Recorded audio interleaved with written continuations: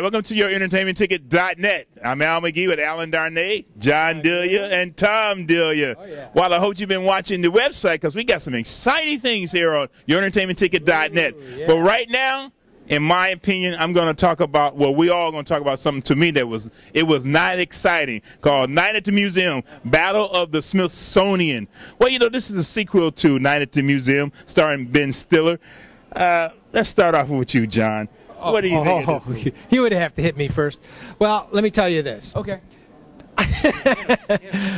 Night at the Museum, it's not so great. It actually falls apart. What it is it's just it's just a continuation of the previous one. In the first place? Yeah, and you see a lot of animals appear. You see a lot of the old different people in the museum. And they had to, Amelia Earhart. And they had to create some type of conflict. Yeah, conflict. And you know what? It just didn't set with me right. What do you think? Well, I liked Amy Adams. I thought she was really good as Amelia Earhart. Yeah. And I liked the dialogue they wrote for her, and then because they went back and they got that 30s kind of language going, and that was kind of cool. That was. The effects were good. There was the effects were very, very good. I didn't like the effects. Well, you've seen them before, but they did them well. And I had a real problem with Abe Lincoln's voice. Well, that was Hank Azaria, you know. No. Hank Azaria. Hank Azaria. Hank Azaria was the. He did Abe Lincoln also, yes. Well, and the Thinker. He's got that range, you know. Well, you know, he's on The Simpsons. I liked his voice in this, but I didn't like Lincoln's voice. It sounded comic to me, and you got a big towering character there, and it sounded ridiculous. But I think, why was Lincoln in there in the first place? I didn't understand that. Why did they put Lincoln in there in the first place? That's why that's another reason why I didn't like it. Because it took place in Washington, D.C. I know they did, but yeah, exactly. No, but I think to bring up the House divided. I think the kids who really enjoyed the first one, they're going to enjoy this one too, and I think they're going to come and see it. And the kids will like it, and certainly the production quality of this thing was good. What do you think, Tom? Kids' opinion. I'm not really a kid anymore, but still, this movie really isn't that great. I mean, granted, you could take your little kids to it, and they're going to be like, ooh, look, there's a plane. But it's not that great. You're not going to have fun seeing this movie, guys. You're really not. This is a very boring movie, and for me, it's, what, barely 2 palm trees out of 5? Barely 2. Barely 2 palm trees. Yeah. How is 2 palm trees good? That's like beyond lackluster. It's like way down there, like I don't know. Rolling pile of filth. But I would also go like maybe less than 2 palm trees. You would? Yeah. Well, first of all, again, the reason I didn't like it was because of all the different characters it had in that mishmash. And really none of them did anything. For example, Owen Wilson didn't do nothing. He just stayed in an hourglass, and that was it. He did didn't nothing. do much in the first film. Well, that's what I'm talking about. Yeah.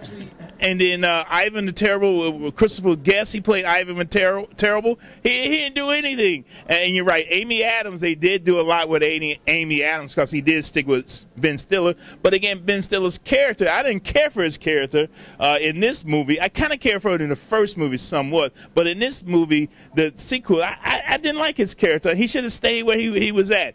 And also, again, I didn't like this movie. Sean Levy, he's a director. He directed the other movie too. But where was this guy going? He also directed The Pink Panther.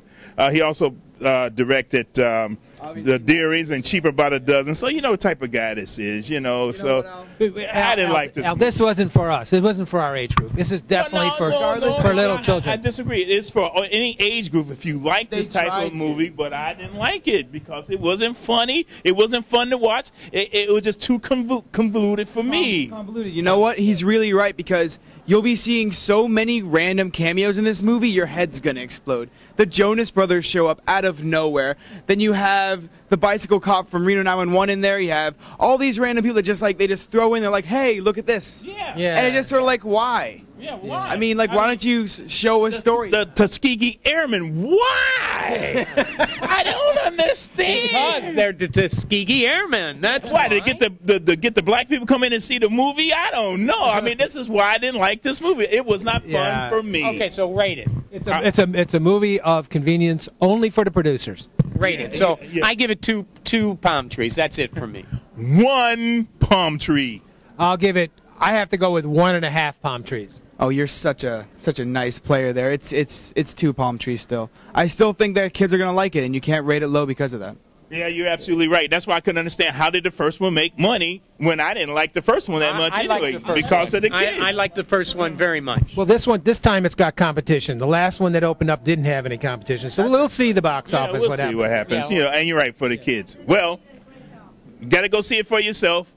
If not, you know what to do. Don't go see it for yourself. This is your entertainmentticket.net. Keep watching us every day. And the day after, and we always tell you like it is. That's right.